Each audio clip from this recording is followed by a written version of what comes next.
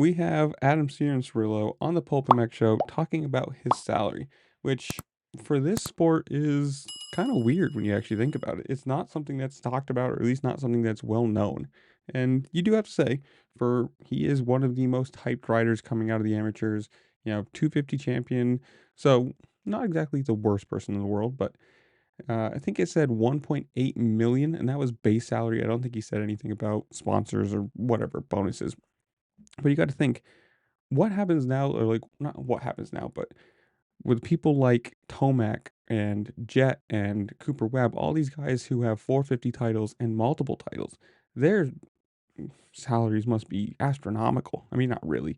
Obviously, we're never going to get to the point of like NFL quarterbacks making 44, $50 million a year. We're never going to get there, or baseball numbers, but it's one of those funny things that it's kind of weird that it's so secretive that you don't want to know how much, or they don't want to give out how much they're paying this way or that way, how much they're making in bonuses. I mean, you can look online and see what the race bonus is or what the prize pool is for every race, but for somebody's base salary to be 1.8 million to for him. Like, yes, he's one of the best ambassadors of the sport. He's one of the most well-known names. He's obviously very talented, but never have won anything in the 450s. The champions must be just raking in money. And somebody like Jet Lawrence, who's continually winning, and looks like he's going to be winning for the next few years.